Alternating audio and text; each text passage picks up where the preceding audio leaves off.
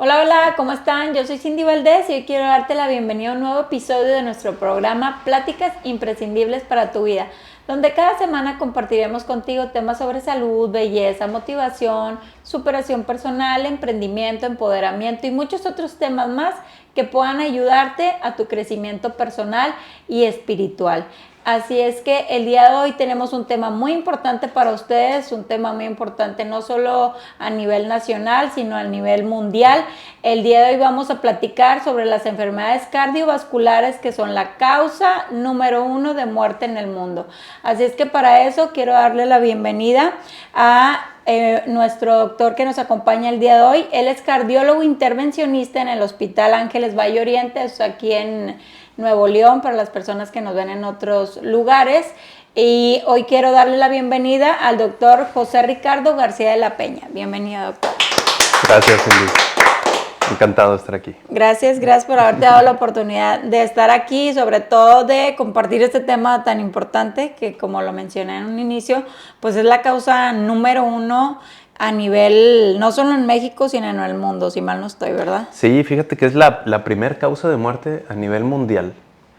Y por encima, incluso durante la pandemia de COVID, que hubo muchísimas muertes, desafortunadamente, siguió siendo la primera causa de muerte por encima de todas las enfermedades, incluyendo al COVID. Y no solo eso, lo más importante es que la mayoría de las enfermedades cardiovasculares son prevenibles. O si se detectan a tiempo, son tratables, se les puede dar tratamiento y se puede evitar la muerte.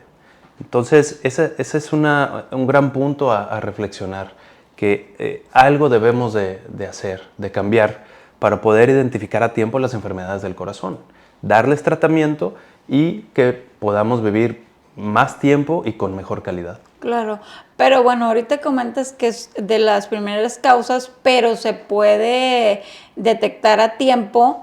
¿Crees que sea la causa número 1 porque la gente no va a tiempo a la revisión y ya llegan cuando tienen un problema? O sea, ya llegan cuando ya les sucedió algo muy difícil porque no se han revisado a tiempo. Sí, la mayoría de las veces es así, porque son enfermedades que si se detectan a tiempo les puedes dar tratamiento y puedes evitar complicaciones o incluso la muerte. Pero si las detectas a tiempo, que es lo más importante, el cuándo ir con el cardiólogo, cuándo detectar los síntomas o los antecedentes más importantes que te puedan hacer acudir al médico y detectar a tiempo la enfermedad. Yo creo que eso es lo más importante. Y no solo eso, no solo detectar la enfermedad, creo que más importante aún es prevenirla.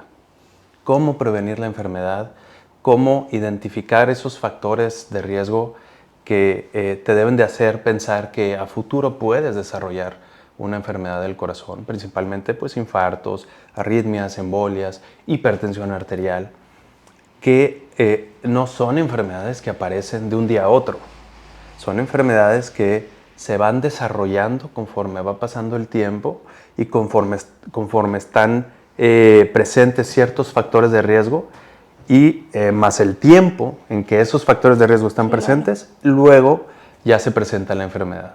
Eso yo le digo muy frecuentemente a mis pacientes. No es que de un día a otro te dio un infarto. No te volviste hipertenso de un día a otro. Esto viene desde antes y son factores que debimos de haber identificado precozmente para que no desarrollaras la enfermedad. Yo creo que eso es lo más importante. Claro, y de aquí, bueno, pues no sé por qué podamos comenzar, porque hay varias cosas. Vamos a ver cuándo debemos ir al cardiólogo, pero yo creo que lo principal con lo que podemos comenzar son cuáles son los factores de riesgo que nos llevan a tener enfermedades cardiovasculares. Claro, yo creo que lo más importante es, en primera, conocer tu historia familiar, porque las enfermedades del corazón, la gran mayoría, tienen una tendencia familiar. Entonces, si tu abuelito falleció de infarto, tu papá murió de infarto, tienes un tío que ya se infartó, la probabilidad de que tú tengas una enfermedad cardiovascular importante o que tengas riesgo de un infarto ya es importante, ya es alta la probabilidad. Y que no te agarre desprevenido, sino identificarlo desde antes. Entonces, esa es una. Antecedentes familiares muy importantes. La hipertensión tiene tendencia familiar, los infartos, el colesterol elevado, todo eso tiene tendencia familiar. Después, identificar tus propios factores de tu estilo de vida. Por ejemplo, fumar, que es importantísimo, es un gran factor de riesgo cardiovascular. Entonces, si fumas, si tienes diabetes, hipertensión, sobrepeso u obesidad, si no haces ejercicio, todos esos son factores que van sumando. Y generalmente la suma de todos esos factores es más importante que uno solo. Por ejemplo, pacientes que son diabéticos y fuman, el riesgo de que tengan enfermedad cardiovascular, infartos, arritmias, embolias, es altísimo. Es echarle gasolina al fuego. Y los de aparte son obesos, no hacen ejercicio y tienen antecedentes en su familia de que se infartaron. Bueno, pues obviamente que tarde o temprano ese paciente se va a infartar. Entonces tenemos antecedentes familiares, tenemos antecedentes del estilo de vida y tenemos antecedentes de enfermedades propias que uno tenga. Entonces, digamos que tienes que conocerte a ti mismo. Si tienes alguno de estos factores de riesgo, creo que amerita, tienes que ir a consulta, a revisarte como check-up preventivo. Y ahorita no sé decir cuándo, pero antes me gustaría saber, bueno, dijiste que el tabaquismo y como que sentí que lo resaltaste mucho y yo creo que, bueno, en lo personal, todos los días, no sé la verdad, ahí sí estoy perdida, no sé qué porcentaje de la gente en el mundo fuma, pero en México y aquí en Nuevo León yo veo exageradamente gente fumando y no es fumando de que, ok, se fuman un cigarrillo y ya, como que uno tras otro y tras otro y tras otro cuando están en alguna reunión, ¿verdad? Porque pues no en todos lados se puede fumar. Pero ¿cómo nos afecta el tabaco? Y también, ¿crees que el vapeo afecta? Porque en un episodio anterior vimos que el vapeo está afectando mucho en los temas de pulmones y todo, y la gente lo ve como si fuera así, sin mucho problema, porque es algo nuevo y porque es diferente y no le están dando tanta importancia. Pero en cuanto a las enfermedades cardiovasculares... Sí, y fíjate que me acordé de un paciente que joven, 50 y tantos años, que se infartó y me dijo, pero si yo el único problema que tengo es que fumo. Le digo, sí, compadre, ese es tu principal problema y eso fue lo que te llevó a que te infartaras. Lo que a veces lo que a veces desconocemos es que el cigarro lo que hace es inflamar la arteria. Las arterias, que son las tuberías que tenemos en el cuerpo, incluyendo en el corazón, las inflama. Principalmente los químicos como el alquitrán, que tiene la combustión del tabaco, se produce alquitrán y muchas otras cosas. Esto inflama la arteria y al inflamarse hace que la arteria empiece a absorber colesterol. Aunque tus niveles de colesterol sean normales o incluso bajos, el hecho de que la arteria esté inflamada va a empezar a absorber colesterol. Y así sea un cigarro, ya vas a tener un daño en tus arterias y va a empezar a absorber colesterol. Entonces es un factor de riesgo muy importante. El tabaquismo, de hecho, es de los principales, junto con la diabetes, por ejemplo, que también es otro factor muy importante de riesgo cardiovascular. Entonces el tabaquismo es súper relevante. Y la otra es lo que mencionabas del vapeo. Ciertamente disminuye mucho la toxicidad del vaping hacia las arterias. Aún así, el hecho de que tenga nicotina produce cierta inflamación en las arterias, aunque menor. Hay que ser justos y es verdad, disminuye mucho el daño en las arterias el vapeo, pero sigue habiendo cierto daño. Claro. Y también en los pulmones es severo, o sea, sigue habiendo una inflamación muy intensa a nivel pulmonar. Entonces, cuando el paciente me pregunta si deja de fumar o lo sustituye por el vapeo, le digo, pues sí, nada más que ahora te voy a mandar con el neumólogo de una vez para que te empiece a ver. Entonces, es cambiar un mal mayor por un mal menor. Le digo, mejor hay que encontrar la forma de que dejes de fumar, ya sea con terapia, sustitutos de nicotina o toda una estrategia para que dejes de fumar, porque es lo más importante. Incluso pacientes que ya tuvimos que destaparle alguna arteria del corazón y que siguen fumando, el riesgo de que tapen el stent, que es la mallita que ponemos para destapar una arteria, el riesgo de que la vuelvan a tapar es altísimo si siguen fumando. Entonces, yo creo que sí ha surtido efecto las campañas anti-tabaquismo de 20 años para acá, pero aún así, como tú bien dices, la prevalencia o la frecuencia de tabaquismo es altísima y desafortunadamente eso no permite que disminuya la frecuencia de infartos y embolias y arritmias. Entonces yo creo que es muy importante ese factor. Claro, y aparte sí. Estoy diciendo o sea, que incluso aunque lo cambies por el vapeo, como quiera sigue teniendo efectos. Sí, pero bueno, algo que me llama la atención es de que quizá muchas personas que nos están viendo, como tú dices, pues dicen, ok, yo me alimento bien, duermo bien, hago ejercicio, no tengo diabetes, quizá no tengo otra cosa, lo único que tengo es que fumo, o sea, soy bien saludable, estoy bien fit, me veo bien, pero si fumas me impacta lo que dices de que absorbe el colesterol, sí, por más saludable que tú seas, el mucho colesterol que tengas que lo absorbe, está de alertarse de eso. Entonces, pues hay que tomar en cuenta ese tema. Y mencionaste que la diabetes también influye. Sí. O sea, ¿en qué forma es? Como así como nos explicaste un poquito el tabaco, no sé si nos puedes explicar la diabetes. Sí, el mecanismo es muy parecido y también un paciente me decía, pero es que yo nada más soy diabético, ¿por qué tengo problemas de colesterol? Y digo, bueno, es que en la diabetes, el exceso de azúcar, que es el problema principal de la diabetes, que hay mucho azúcar en la sangre, ese exceso de azúcar se mete a las arterias también, transmina hacia la pared de las tuberías y también produce inflamación. Se inflama la arteria y empieza a absorber colesterol. No es que el azúcar se acumule en la arteria, sino que el azúcar produce daño en la arteria y eso hace que el colesterol se meta y crezca el tapón o lo que nosotros llamamos placa de colesterol.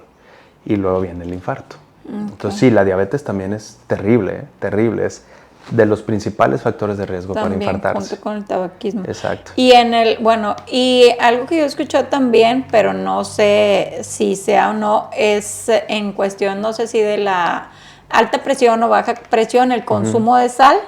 Sí, tiene mucho que ver. La hipertensión también es otro tema enorme, porque la hipertensión es la enfermedad cardiovascular más frecuente en el mundo. De hecho, en pacientes arriba o en hombres o mujeres arriba de 55 años, 1 de cada 3 es hipertenso. Y la mayoría no lo saben. De ese 1 de cada 3 que son hipertensos, solo 1 de cada 5 sabe que es hipertenso. Y los demás pues son hipertensos y no saben. Porque desafortunadamente la hipertensión no se siente la mayoría de las veces. Cuando se siente puede dar dolor de cabeza, pesadez, un poquito de dolor en los ojos o en la nuca, que es lo más frecuente, pero la gran mayoría de las veces no se siente nada. Por eso le llaman la asesina silenciosa a la hipertensión. Y la hipertensión lo que produce es daño directamente en el corazón, porque el corazón tiene que estar trabajando en contra de esa presión alta para mover la sangre, pero también produce enfermedad en los ojos, en el cerebro, en los riñones, en todos lados. Entonces la hipertensión es, yo creo que la enfermedad cardiovascular más relevante, digamos, desde un punto de vista mundial o epidemiológico, porque es la más frecuente, es la a veces más difícil de diagnosticar porque el paciente no siente nada y en ocasiones su primer síntoma es o un infarto o una embolia. Y obviamente ya con eso el paciente queda con secuelas y ya, claro, y ya queda limitado para el resto de su vida. Claro. Entonces es muy importante la hipertensión también. Ahora, la hipertensión también tiene tendencia familiar. Entonces, si el papá y la mamá son hipertensos, pues los hijos se tienen que empezar a revisar desde edades tempranas, 30 años o menos, para ver si son hipertensos o no. Y no es más que tomarte la presión, ir con alguien que sepa tomar la presión y que te tome la presión de forma adecuada.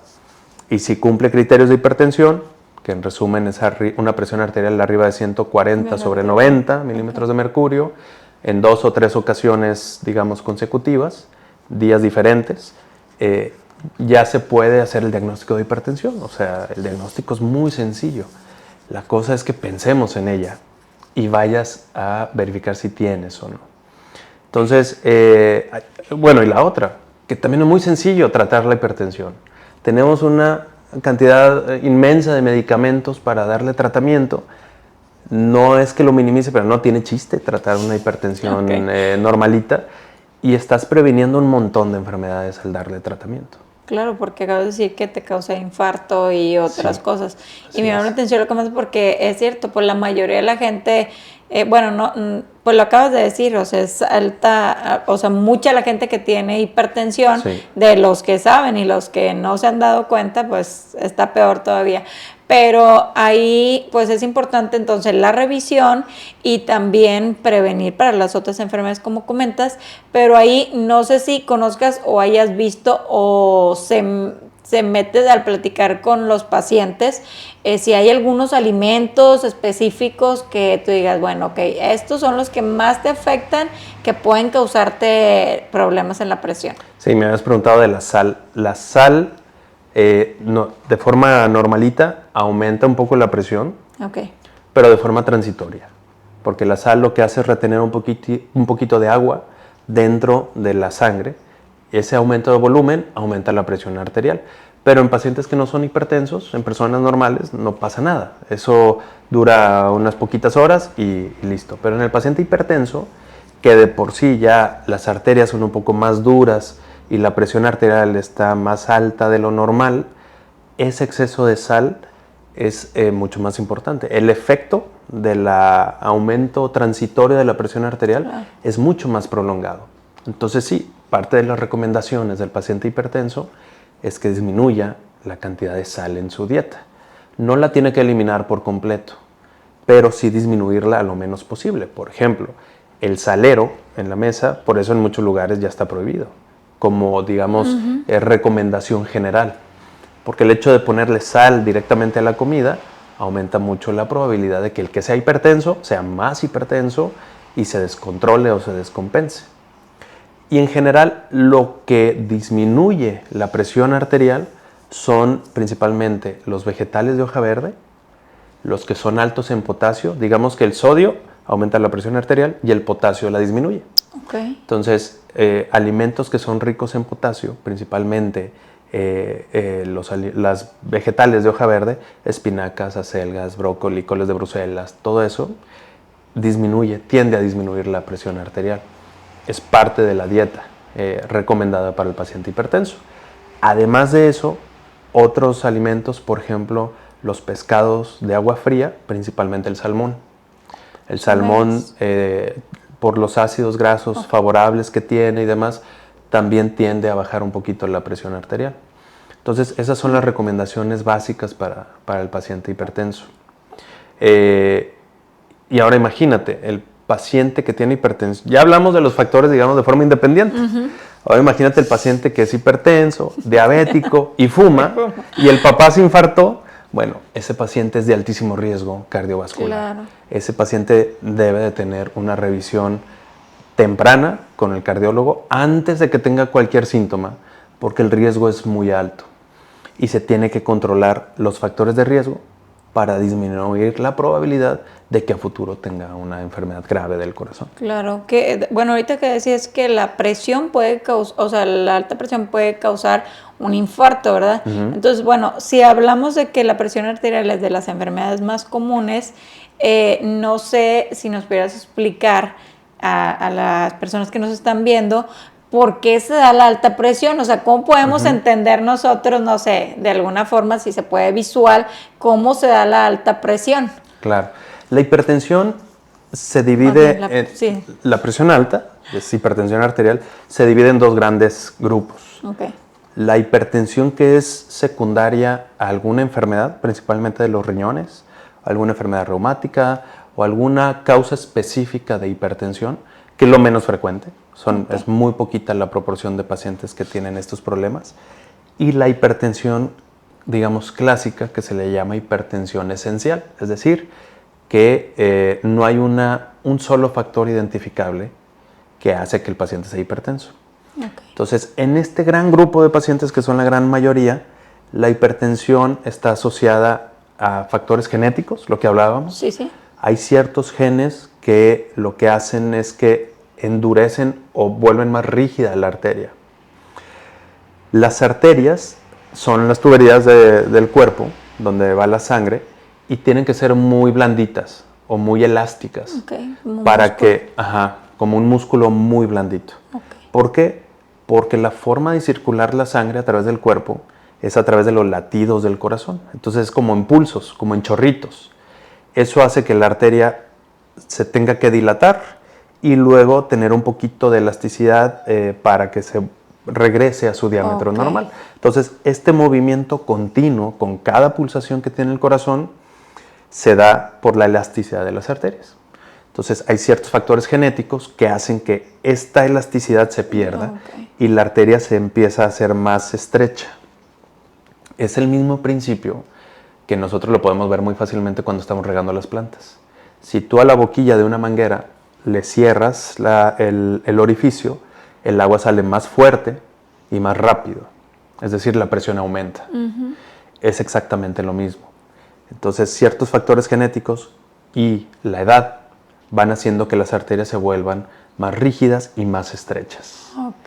Y eso produce que la presión que está dentro de ellas, en la sangre, aumente. De ahí que los medicamentos para la hipertensión, su función sea relajar las arterias. Y de esa forma es como bajamos la presión arterial. Ese es el mecanismo, digamos, físico.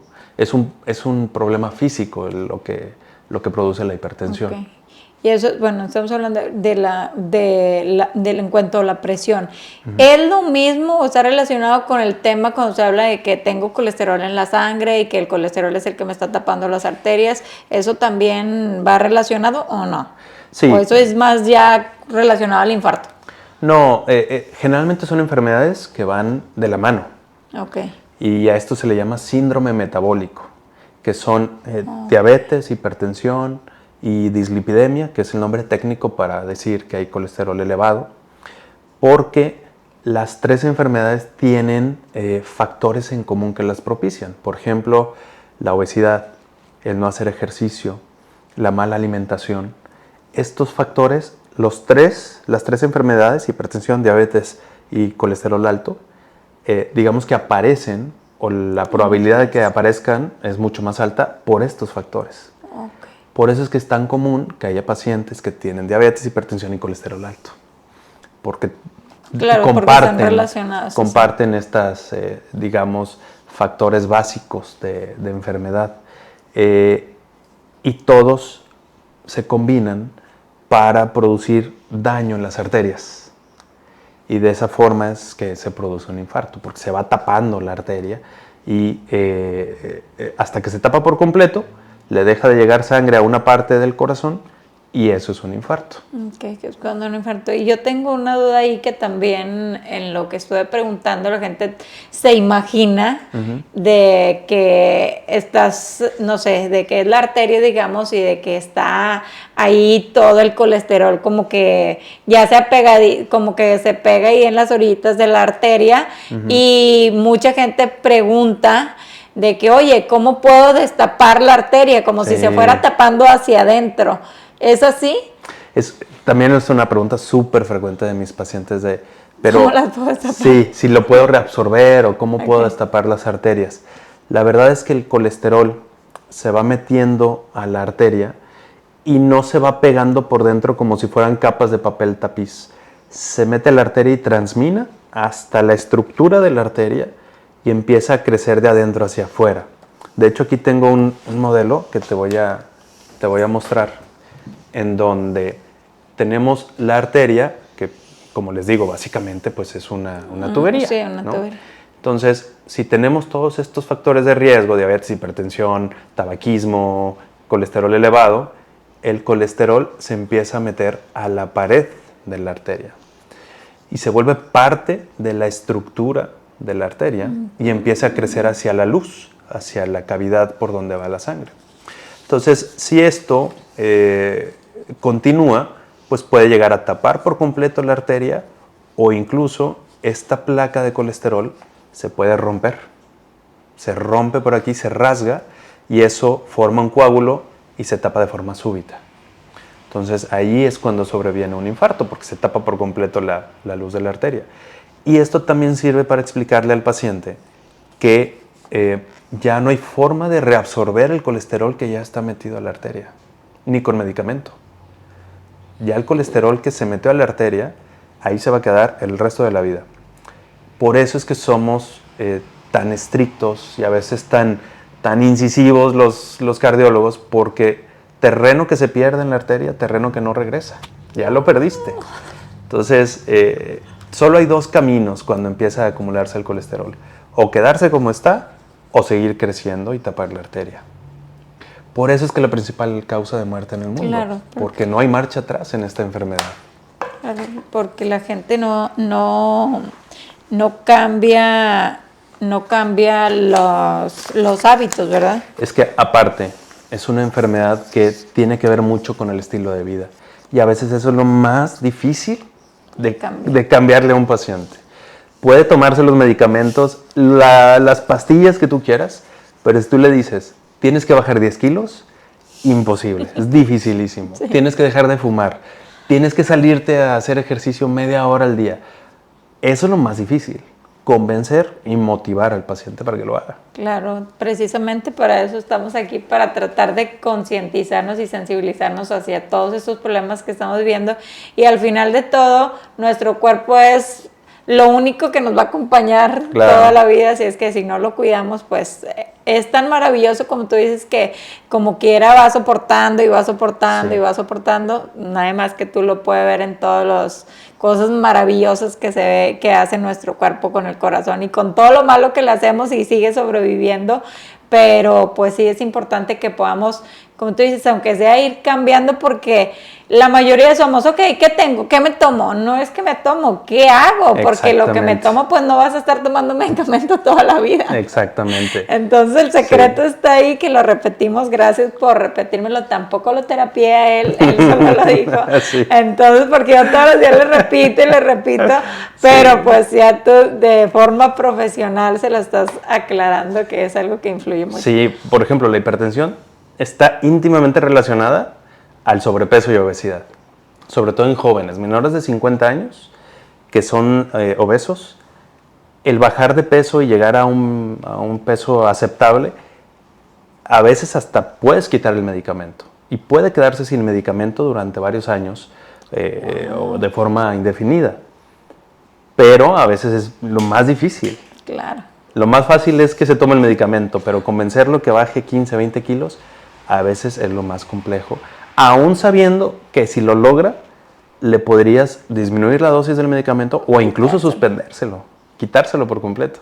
Pero es muy complejo. Y paradójicamente es muy sencillo, porque lo único que tendría que hacer es cambiar o hacer más saludable su vida. Pero como son problemas o estilos de vida desde la infancia, y ahí viene la importancia también de la enseñanza y el ejemplo que tenemos que darle a nuestros hijos. La forma de hacerlo obviamente es con el ejemplo, que los hijos vean a un papá y una mamá que hacen ejercicio, que cuidan su peso, que se alimentan bien. Pues de esa forma es mucho más sencillo para el niño crecer con ese estilo de vida, a diferencia de que desde la infancia el niño está gordito porque los papás son obesos, no se cuidan, no hacen ejercicio, no le inculcan ese amor al deporte o esa diversión por hacer ejercicio. Y ya cuando tiene 30, 35 años, o peor, 50, 60 años de edad, es bien difícil cambiar lo que vienen haciendo desde niños, ¿no? Es complejo, no es sencillo. Claro, y ahí está, que es otra cosa que siempre les recordamos, de que hay que trabajar con nuestros hijos. Sí. Yo siempre les digo aquí, Ricardo, que los hijos llegan, en lo personal pienso que llegan a hacernos mejores personas, porque pues tienes que enseñarle, y cómo le vas a enseñar si no es con el ejemplo. Entonces pues nos vienen a forzar a que tengamos mejores hábitos, a que nos controlemos nuestro carácter, etcétera. Entonces pues ojalá que podamos trabajar en la educación de nuestros hijos. Y continuando con lo que nos comentabas del problema de la presión, en las personas que no tienen malos hábitos, como quiera, ¿pueden llegar a tener problemas de la presión? Sí, lamentablemente sí. ¿Por qué? Porque la vida es muy dura. Sí, lamentablemente hay, como te decía, hay hipertensiones que tienen mucho componente genético. Tengo pacientes que son delgados, jóvenes de 45 años que hacen ejercicio, que se alimentan bien y me llegan con presiones de 170-100. Y sí los noto muy frustrados de ¿por qué soy hipertenso? Sí. Y una vez que ya descartas todas las enfermedades de los riñones y metabólicas, hormonales y demás, llegas a la conclusión de que es seguramente algo genético. Y sí, le preguntas, oye, ¿y tu papá es hipertenso? Pues sí. ¿Y tu mamá? También. ¿Tus tíos? También. ¿Y mi abuelo? También. Entonces es un componente hereditario muy importante. Que no hay marcha atrás. Okay. Sí, lamentablemente, sí. Oye, y bueno, como estás comentando que es una de las más comunes, ¿hay alguna forma, algún estudio donde yo puedo ver cómo están mis arterias, si ya se taparon, si no, o no? Sí hay formas. Aquí lo importante es llevar una secuencia diagnóstica.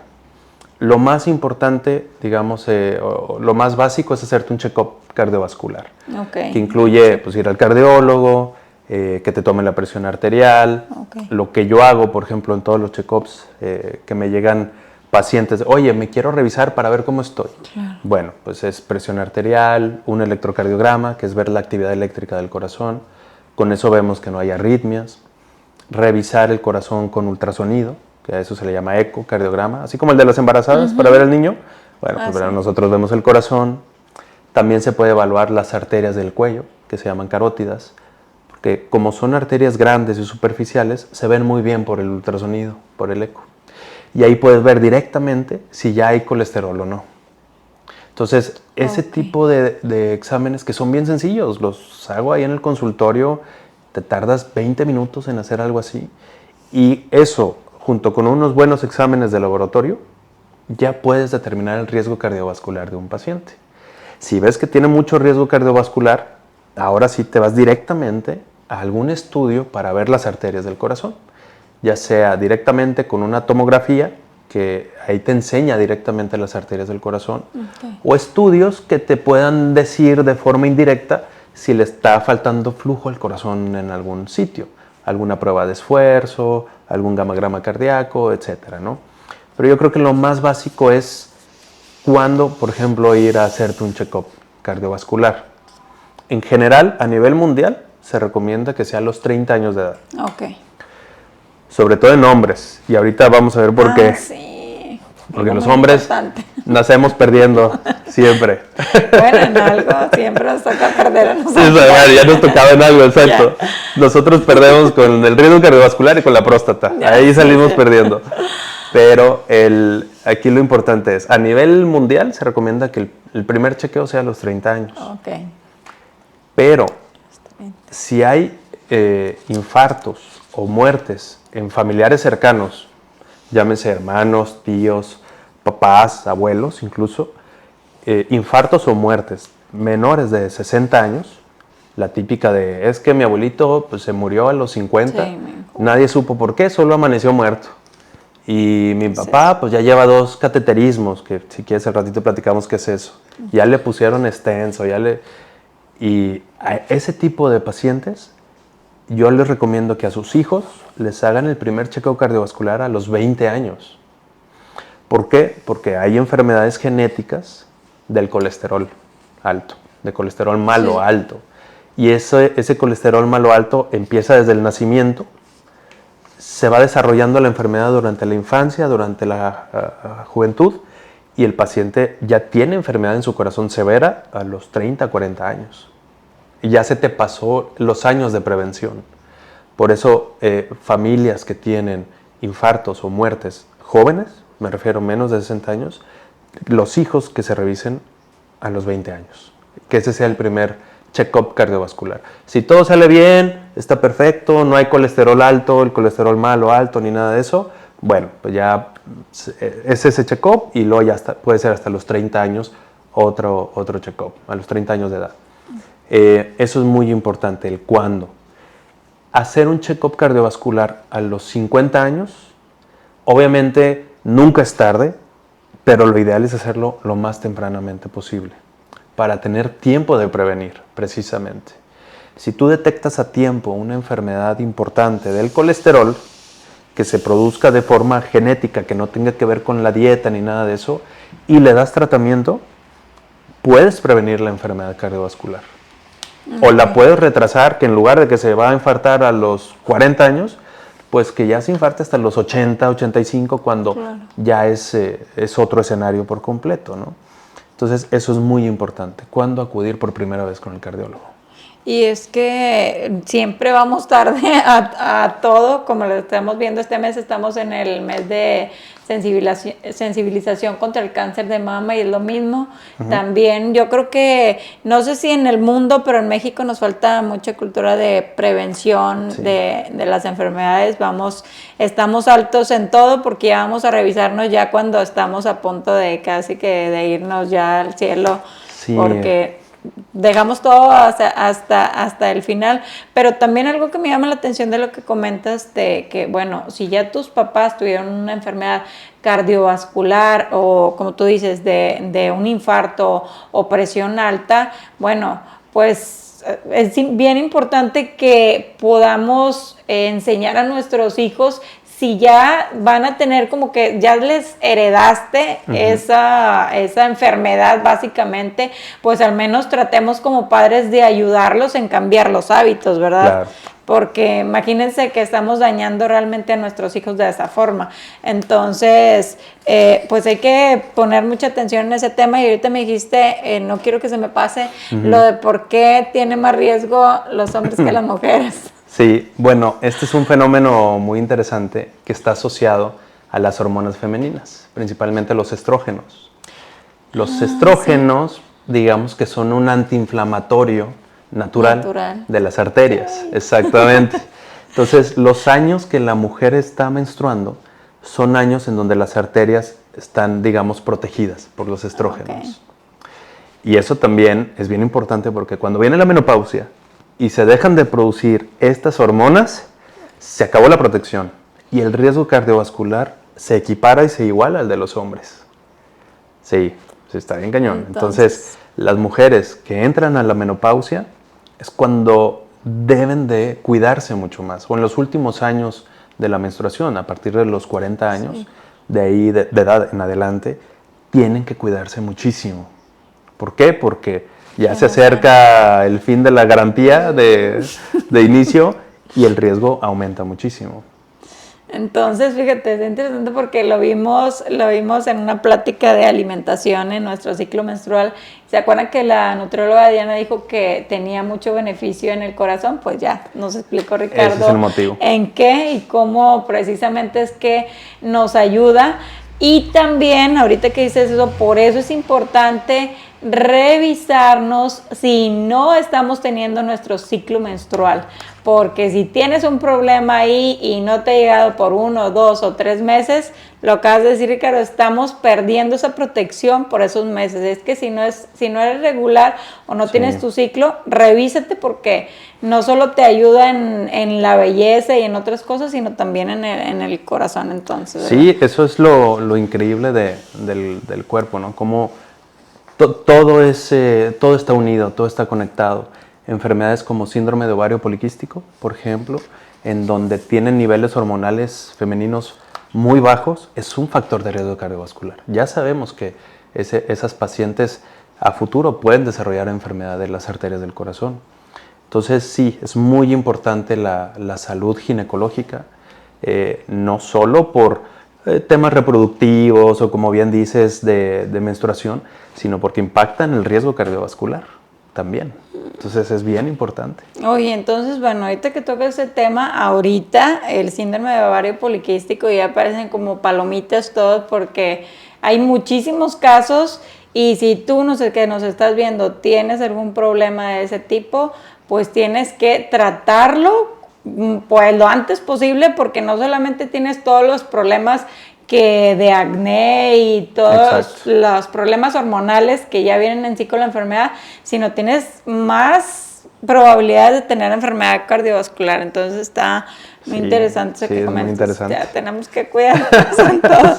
Oye, y ahorita, bueno, ¿qué es que me pasa ahorita? Dices, bueno, mucha gente le tiene miedo, hablando de lo del corazón, que comentabas del colesterol le tienen miedo, así como que, ay, entonces, ¿dónde está el colesterol? Mejor no consumo colesterol, etcétera. Entonces, no sé si nos puedas platicar un poquito cuáles son los tipos de colesteroles, cuáles nos hacen daño, cuáles no, cómo es que funciona el colesterol. Sí, el colesterol es un término genérico para ciertas moléculas que tenemos en la sangre. Porque acuérdense que la sangre es un medio, un líquido que está basado en agua. Y el colesterol son partículas de grasa. Es la forma que tiene el cuerpo para poder llevarle grasa al músculo, a ciertos órganos que utilizan esta grasa para muchísimas cosas. Desde formar y darle estructura a cada célula de nuestro cuerpo tiene una capa de grasita, de grasa normal. Ok. Muchas hormonas normalitas y que son indispensables para vivir están hechas de colesterol. Entonces, colesterol, digamos, es un término genérico. Ahora, hay colesterol que, digamos, más fácilmente se acumula en las arterias y hay colesterol que, al contrario, hace que ese colesterol que se acumula en las arterias se lo lleva al hígado de regreso como si fuera una limpieza y el hígado ya lo desecha o lo metaboliza. Entonces, por eso es que se llama colesterol bueno y malo, digamos, de forma así común. El colesterol malo es el que se pega a las arterias, forma la placa de colesterol, y el colesterol bueno es el que recoge ese colesterol malo y se lo lleva al hígado para que sea eliminado. Técnicamente, el colesterol malo es el LDL o de baja densidad, por sus siglas en inglés. LDL significa colesterol de baja densidad. Hay otros subtipos de colesterol malo. Pero digamos que ese es el más conocido, el LDL. Y el HDL, que es el colesterol de alta densidad, es el bueno, digamos, o el que absorbe un poquito el colesterol malo y se lo lleva al hígado. Entonces, conforme tengamos mejor o más alto el HDL, que es el bueno, y más bajo el LDL, que es el malo, pues menos riesgo de que tengas algún problema de obstrucción en las arterias por colesterol. Ahora, ¿está íntimamente relacionado a la dieta? Sí y no. Sí tiene que ver mucho la dieta, pero también tiene que ver muchos factores genéticos. ¿Por qué? Porque hay gente que consume muchísima grasa animal, que es donde más colesterol LDL hay. Por ejemplo, el malo. Que es el malo. Carne de puerco, carne de res, aceites, excepto el de oliva, que es el mejor, pero digamos aceite de canola y de girasol y todos esos son muy ricos en colesterol malo, digamos. Y no les pasa nada. Y hay otros pacientes que, aunque tengan una buena dieta, tienen el colesterol LDL, el malo, muy alto. Esto también está asociado a factores genéticos. Entonces, ¿qué es lo que hay que hacer? Pues hay que revisarse y ver cómo está el colesterol y en torno a ello ya se emiten las recomendaciones. De forma general, debemos de disminuir la cantidad de carne que consumimos, que eso aquí en el norte es un pecado casi decirlo, pero lo recomendado es consumir, imagínate, consumir carne de res máximo 2 veces por semana. Eso es lo recomendado a nivel internacional. Y la mayoría de nuestra dieta en México lleva carne casi diario. Claro, y 3 veces al día. Exacto, sí, si se puede, 3 veces al día y toda la semana. Entonces, lo importante es identificar si el colesterol malo está elevado, principalmente el LDL, que es el de baja densidad, pero existen otros, como la apolipoproteína B, ApoB, y otro que se llama lipoproteína A. Parece trabalenguas, pero lo importante es que se haga la búsqueda intencionada de estos colesteroles y si están altos, ir con un médico que tenga experiencia en ello. Yo creo que cualquier cardiólogo lo puede manejar sin problema y empezar tratamiento. Y sí, la dieta es muy importante, pero no es lo único. ¿Por qué es importante decir esto? Porque el hecho de que tú tengas una buena dieta no es garantía y no es seguro que estás protegida o protegido contra el colesterol alto. También tengo pacientes que son delgados, de hecho, maratonistas o que hacen ejercicio de alto rendimiento y llegan con niveles de colesterol LDL altísimo. ¿Por qué? Porque es una producción genética. En el hígado, que es donde se produce, y haga lo que haga, va a tener el colesterol alto a menos de que reciba medicamento.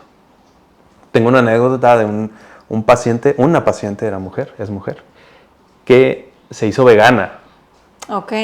O sea, le di toda la explicación y me dijo, no, doctor, es que yo sé que es la dieta y estoy segura que dejando de comer todas las carnes, carnes y demás, se lo voy a demostrar. Hizo una dieta vegana durante 3 meses, llegó con el control de laboratorios más alto todavía el LDL y la apolipoproteína B. Y así ya se convenció. Le dije, es que no es problema tuyo, no es tu culpa, sino que ya traes la información genética y eso hace que te esté subiendo el colesterol. Sí. Necesitas medicamento forzosamente.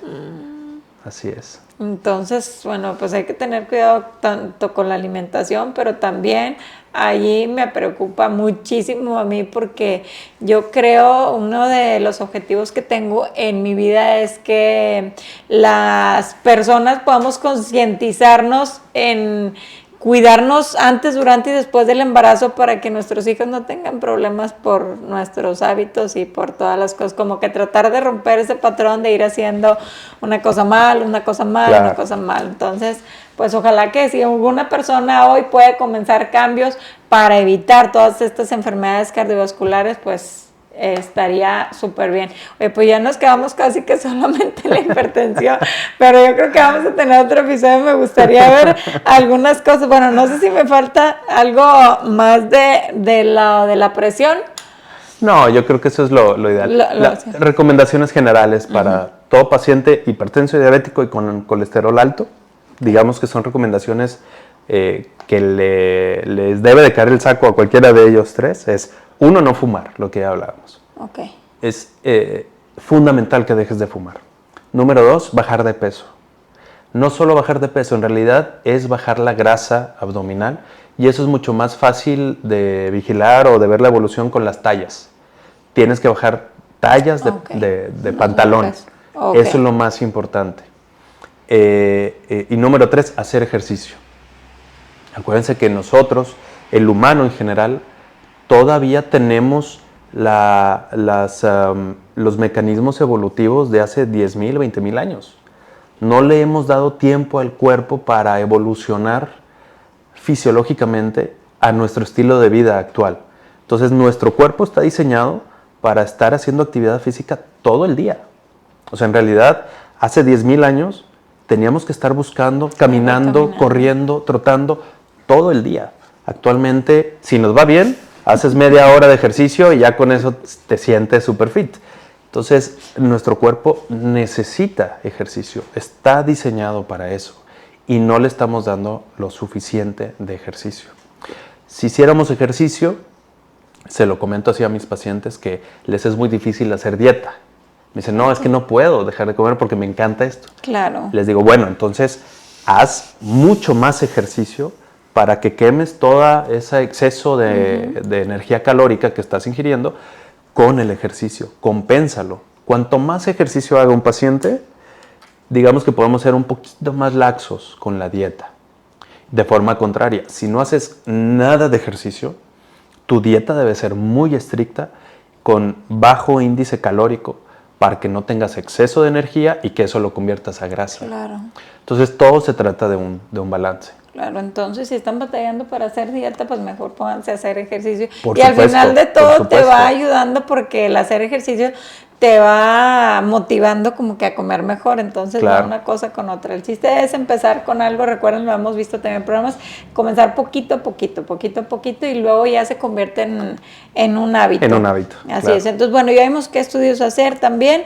Bueno, me gustaría nada más si nos pudieras comentar algunos otros, no sé, cómo saber si estamos en riesgo, algunos otros síntomas que podamos presentar que tú digas, ok, esto es una alarma porque las enfermedades cardiovasculares pues son como que el enemigo silencioso, ¿verdad? Sí. Como se dice, ya llega ya cuando está muy avanzado. Entonces no sé si hay algunos otros síntomas que podamos ver en los que, ok, necesito ir a revisarme. Yo creo que el primero es falta de aire en actividades cotidianas.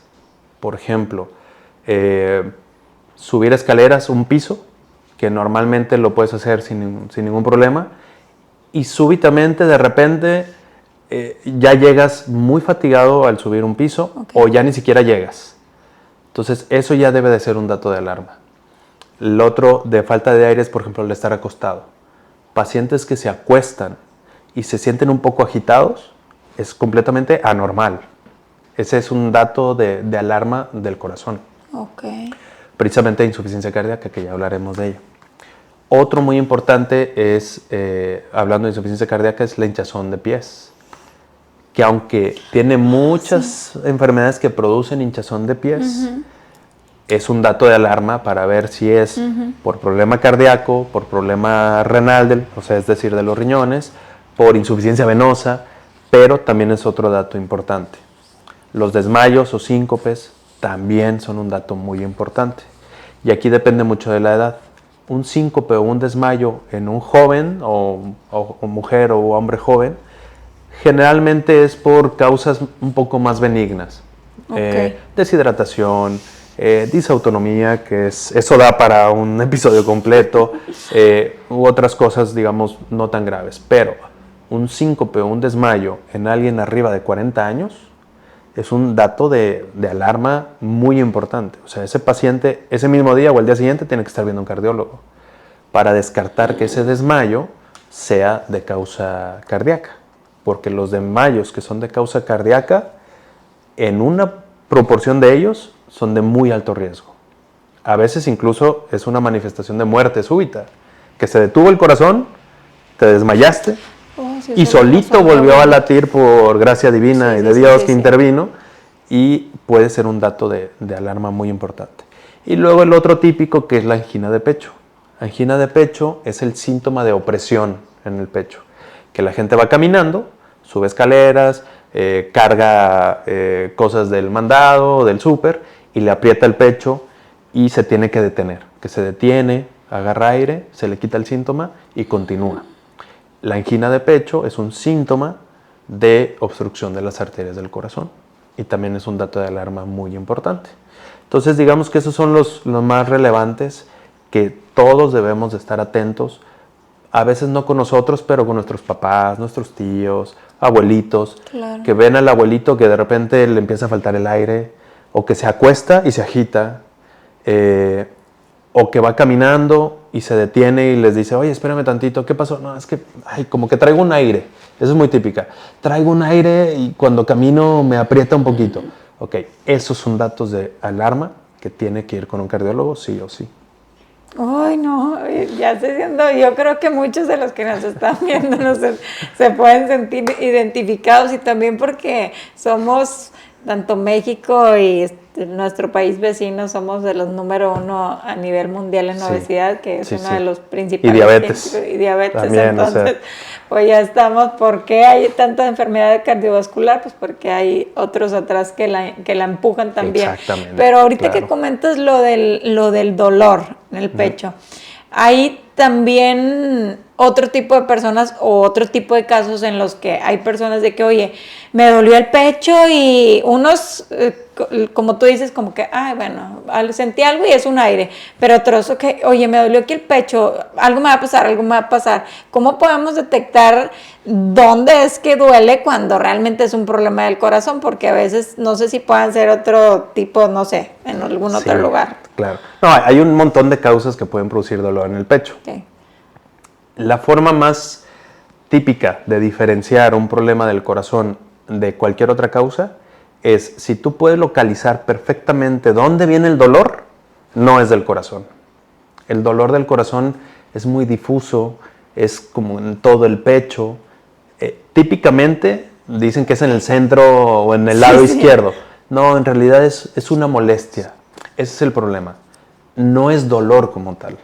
No es como un dolor de apendicitis, como un dolor de piedras en los riñones que te hace ir al hospital corriendo. No, generalmente es una molestia y es una opresión en el centro del pecho, y a veces se va al cuello o a los hombros. Ese es el dolor que preocupa. Cuando llega el paciente a mi consulta y me dice, ¿sabes qué? Es que aquí me duele, aquí. Y le digo, ¿ahí te duele? Sí, a ver, señálame dónde te duele. Aquí. No, pues generalmente no es del corazón. Ok. Es problema muscular, articular o de otro lado, ¿no? Ahora, también el problema es que la ansiedad, las crisis de ansiedad sí pueden dar un dolor opresivo, como que te aprieta el pecho y es difícil diferenciarlo. En esos casos yo creo que lo más pertinente es todo paciente que tenga un dolor que le aprieta el pecho, vale la pena que se revise con un cardiólogo. Y es mejor eso y que te diga, no tienes nada, ya te revisé, te hice estos estudios, quédate tranquilo, cada vez que sientas esta molestia es ansiedad. Ok, ahora sí, te quedas tranquilo. Pero no desde un inicio descartarlo y decir, no, ha de ser ansiedad. Porque si es ansiedad, que bueno, pero si no, en eso se te puede ir la vida.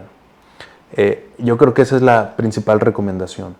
Otro tipo de dolores, por ejemplo, que sientas que te clavan algo, que respiras y te duele más, o que se asocia, por ejemplo, a gastritis, que te duele la boca del estómago y luego sientes que el dolor sube un poquito hacia arriba, generalmente son otras cosas. Okay. Esofagitis, gastritis, dolores musculares, articulares. Pero si el dolor o la molestia del corazón es como una opresión, como si te apretaran un poquito. Generalmente al inicio está asociada al esfuerzo. Conforme se va iniciando la enfermedad, cuando subes escaleras, cuando haces esfuerzo, cuando cargan un garrafón, también eso es muy típico. El paciente, el hombre que carga un garrafón, lo pone en su lugar, y le aprieta un poquito el pecho. Ese es típico, de dolor del corazón, ese sí es. Entonces son tips pequeños para identificar y poder discernir un poco si es del corazón o no. Es difícil, ¿eh? No es tan sencillo en muchos casos. En mujeres también es un poco más complejo porque el dolor del corazón en mujer es muy diferente por los mecanismos de sensibilidad al dolor que tiene la mujer. Generalmente, para empezar, el umbral del dolor es mucho más alto. Sí. O sea, el dolor que tiene un hombre no tiene nada que ver con el de una mujer. Cuando la mujer te dice que le duele algo es porque le está doliendo muchísimo. Entonces, en mujeres todavía es un poco más complejo. En general, mujeres que tengan, por lo que hablábamos de la menstruación, su riesgo empieza como a los 50 años o más. Okay.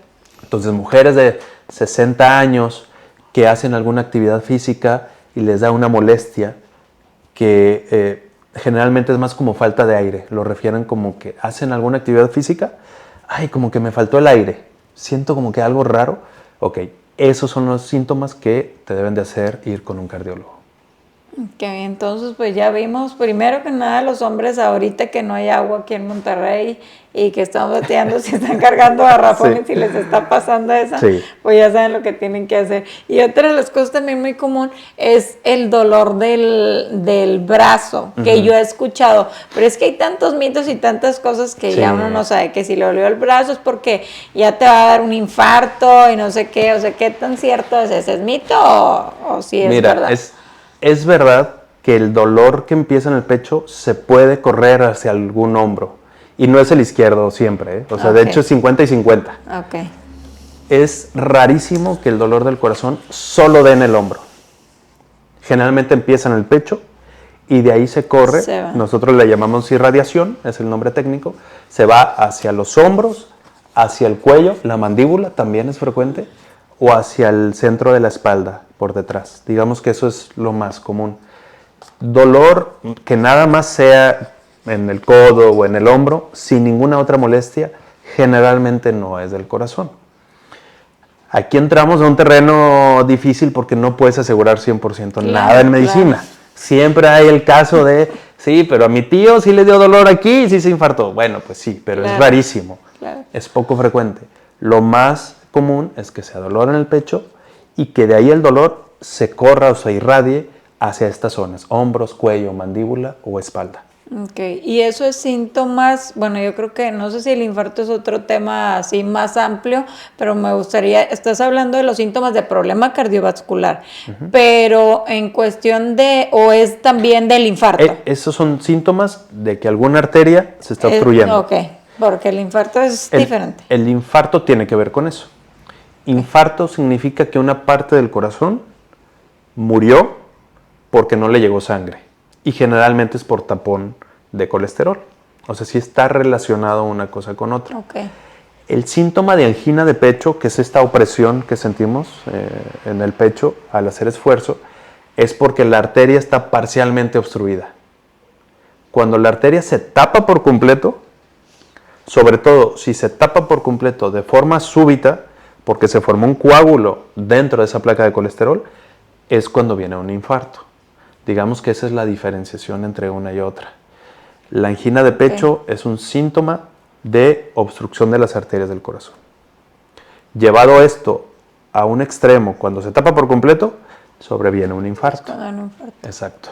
Entonces, pues ya sabemos cómo detectar también el tema del infarto. Y un infarto no necesariamente te lleva a la muerte, ¿verdad? O sea, No. Hay gente que le han dado varios infartos. Sí, en general, cuando son infartos, o digamos, hablando de forma general en la estadística, un infarto te produce muerte en un 30-35% de las veces.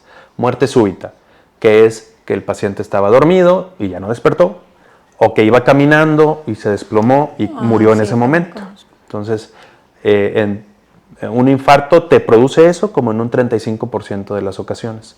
El resto de las ocasiones lo que produce es un síntoma como de angina de pecho, pero súper intenso. Entonces, mucha opresión en el pecho. Los pacientes lo refieren como si tuvieran una losa en el pecho.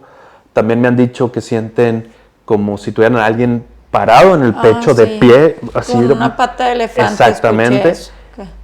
Es como una angina de pecho, pero llevada al extremo. Entonces, es muy intenso. Ahí sí es muy doloroso.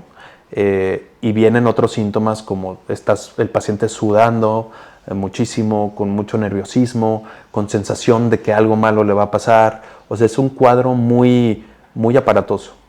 Ese es el cuadro del infarto. Y ahí es cuando tienes que correr al hospital, pero ya corriendo lo más rápido posible. Es cierto, ok. Y bueno, ahorita mencionar, la verdad es que hay muchas cosas que yo creo que una conlleva a otra. Ahorita que mencionaban lo de la presión, lo de la opresión del pecho, que está relacionado también con la ansiedad, y ahorita vivimos con ansiedad, depresión y estrés, que yo creo que también o una causa otra, o sea, o se relacionan también, ¿verdad? Porque la ansiedad pues te hace también que el corazón se acelere.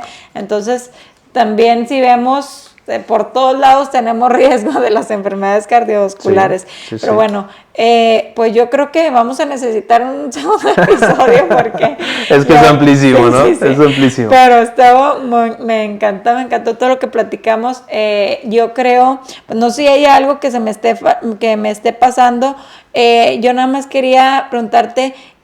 porque hablamos del tabaco, también del vapeo, pero no sé si afecta también, me dijiste, el alcohol también afecta en el tema de la presión y del corazón.